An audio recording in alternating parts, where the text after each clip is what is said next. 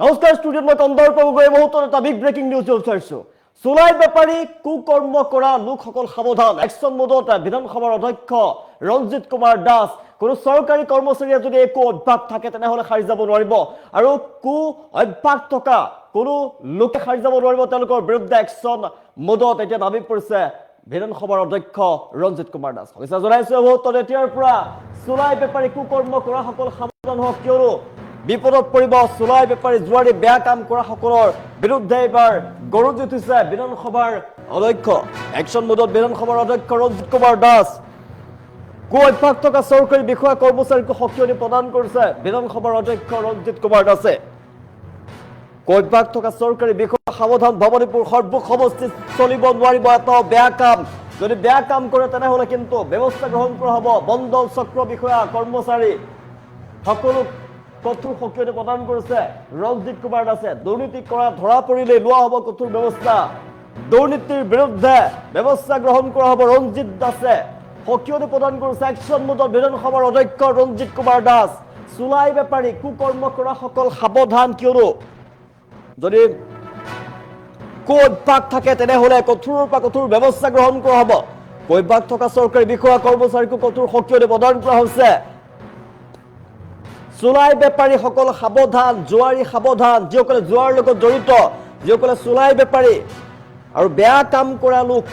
তেওঁলোক সাৱধান হওক কিয়নো একশ্যন মোডত বিধানসভাৰ অধ্যক্ষ ৰঞ্জিত কুমাৰ দাস কু অভ্যাস থকা চৰকাৰী বিষয়া কৰ্মচাৰী সাৰি যাব নোৱাৰিব কঠোৰ সকিয়নি প্ৰদান কৰা হৈছে দুৰ্নীতি কৰিলেই মহা বিপদত পৰিব তেওঁলোকৰ বিৰুদ্ধে কঠোৰৰ পৰা কঠোৰ ব্যৱস্থা গ্ৰহণ কৰা হ'ব সাৰি যাব নোৱাৰিব মণ্ডল চক্ৰ বিষয়া কৰ্মচাৰী কঠোৰ সকিয়নি প্ৰদান কৰা হৈছে বিধানসভাৰ অধ্যক্ষ ৰঞ্জিত কুমাৰ দাসৰ ফালৰ পৰা সকিয়নি প্ৰদান কৰা হৈছে সাৰি যাব নোৱাৰিব কু অভ্যাস থকা লোকসকলে এতিয়াই ত্যাগ কৰক যদি আপুনি দুৰ্নীতিৰ সংগত কৰাৰ কথা গম পায় তেনেহলে কঠোৰৰ পৰা কঠোৰ ব্যৱস্থা গ্ৰহণ কৰা হ'ব চুলাই বেপাৰী জুৱাৰী আৰু অসামাজিক কাৰ্যকলাপৰ বিৰুদ্ধে হুংকাৰ প্ৰদান কৰিছে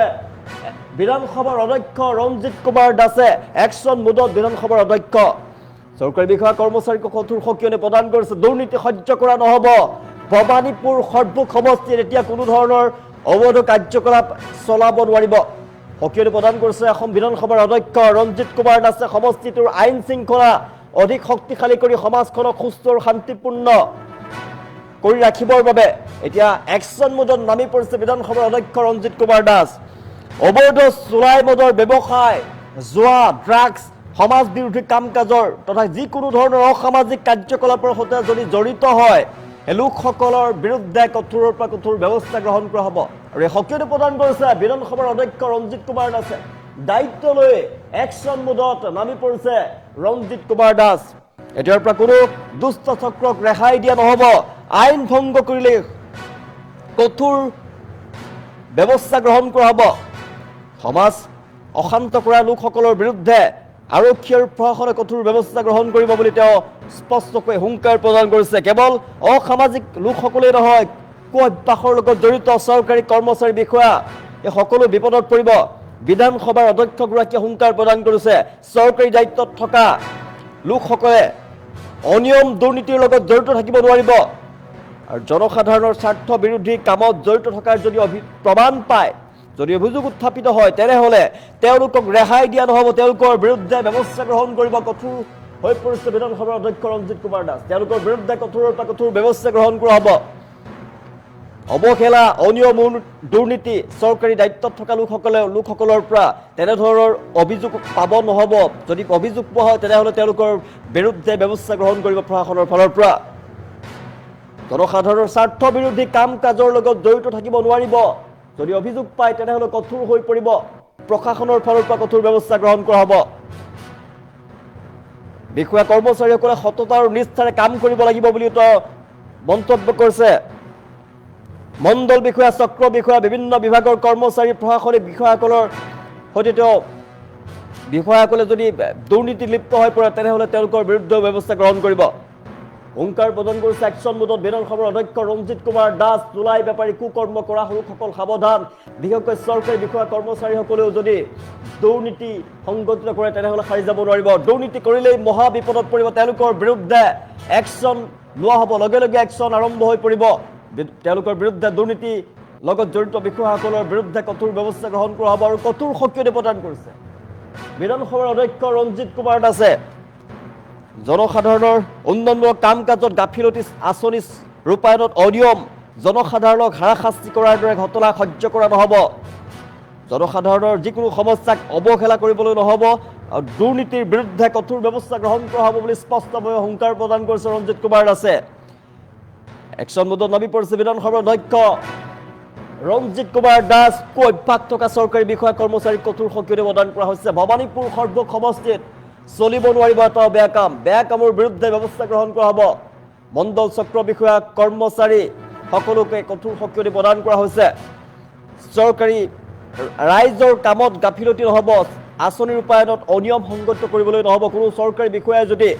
আঁচনি ৰূপায়ণত অনিয়ম সংগত কৰে, জনসাধাৰণক হাৰাশাস্তিৰ দৰে ঘটনা সংগত কৰে, তেনেহ'লে সহ্য কৰা নহ'ব। তেওঁলোকৰ বিৰুদ্ধে ব্যৱস্থা গ্ৰহণ কৰা হ'ব। ভৱানীপুৰ সৰ্বক সমষ্টিক এখন আদৰ্শ আৰু শান্তিপূৰ্ণ অঞ্চল হিচাপে গঢ়াই তেওঁলোক মূল উদ্দেশ্য। আৰু ইয়াৰ বাবে আৰক্ষী প্ৰশাসন, স্থানীয় জনসাধাৰণক একেলগে কাম কৰিবলৈ আহ্বান জনাইছে বিধানসভাৰ অধ্যক্ষ ৰঞ্জিত কুমাৰ দাসে। যুৱ সমাজক নিচা জোৱাৰ পৰা অপৰাধমূলক কাৰ্যকলাপৰ পৰা দূৰত থাকিবলৈতো আহ্বান জনাইছে। আৰু এই স্থিতি আহ্বান জনাইছোঁ, কাৰণ কিয় মই দেখিছোঁ যে 5টা বছৰত বিভিন্ন ধৰণৰ যি জোৱাৰ প্ৰয়োভৰ যি বাঢ়িছিলে, এইবোৰ যাতে বন্ধ হয় তাৰ কাৰণে থানাক মই আহ্বান জনাইছোঁ। আৰু সেই আহ্বানক সঁহাৰি তেওঁলোকে নিশ্চিত ৰূপত জনাব। যদি নজনায় তেতিয়াহ'লে বিহিত ব্যৱস্থা ল'ব লাগিব নিশ্চিত। সেইকাৰণে মই আজি আহ্বান জনাইছোঁ যে এনেকুৱা যাৰ কু অভ্যাস আছে তেওঁলোকে ইয়াৰ পৰা সোনকালে যাওক, কাৰণ তেনেকুৱা কু অভ্যাসেৰে এতিয়া বনগত কাম কৰিব নোৱাৰিব। গতিকে নতুন ৰূপত যিহেতু সজাম, গতিকে সমাজখনো ভাল হ'ব লাগিব। ৰাস্তা ঘাট বনালে কি হ'ব? ৰাস্তা ঘাট আজি বনালোঁ, কালি ভাঙিব। কিন্তু সমাজখন যদি ভাঙি যায়, কাৰণ কিমানগৰাকী বিধৱা মহিলা আছে মই দেখিছোঁ যে লিভাৰ চিৰচিছৰ কাৰণে তেওঁলোকে প্ৰাণ গৈছে। গতিকে চুলাই মদৰ যিটো ইয়াতে ব্যৱসায় চলি থাকে, সেইবোৰ বন্ধ কৰিব লাগিব। মই মহিলা সমাজকো আহ্বান জনাইছোঁ এই ক্ষেত্ৰত যাতে সচেতন যাতে হয়, আৰু সমাজৰ লগতে চৰকাৰৰ সকলোৰে সহযোগত নিশ্চিত ৰূপত বননগৰ অঞ্চলক আগন্তুক দিনত আগুৱাই নিম। মই কৈছোঁ যে যোৱা যাতে বগৰীগুৰি অঞ্চলত যি যোৱা যে কালিৰ পৰা ভোলকাডোবাত যোৱা চলি থাকে বজাৰৰ মাজতে, গতিকে এইবোৰ যাতে মই শুনিব নোৱাৰোঁ তাৰ কাৰণে মই এইটো আহ্বান জনাইছোঁ। কাৰণ মই যিহেতু অধ্যক্ষ, গতিকে মই আহ্বানৰ পিছত কি কৰিব লাগে সেইটো মোৰো বিভিন্ন ধৰণৰ আছে, এখতিয়াৰ আছে। এই এখতিয়াৰ মই এপ্লাই কৰিব লাগিব। যিহেতু মই দায়িত্ব লোৱা যিহেতু বেছিদিন হোৱা নাই, নিশ্চিত ৰূপত আমাৰ যি স্বাস্থ্যমন্ত্ৰী নিয়োগ কৰা নাই এতিয়ালৈ। গতিকে স্বাস্থ্যমন্ত্ৰী নিয়োগ হোৱাৰ পিছত তেওঁলোকে আলোচনা কৰি প্ৰতিটো মন্ত্ৰীৰ লগতে আমাৰ এই সমষ্টিৰ যিমানখিনি কাম কাজ আছে, কাৰণ প্ৰতিটো মন্ত্ৰীয়ে মোৰ তাতে আহিবলৈ বাধ্য, কাৰণ মইতো যাব নোৱাৰোঁ মন্ত্ৰীৰ তাতে। মন্ত্ৰী আহিব লাগিব, বিষয়াসকলক লৈ মই সভা পাতিম। তাৰ আগে আগে কি কি সমস্যা আছে সেইখিনি আমি লিপিবদ্ধ কৰি আমি আগন্তুক দিনত যি সমস্ত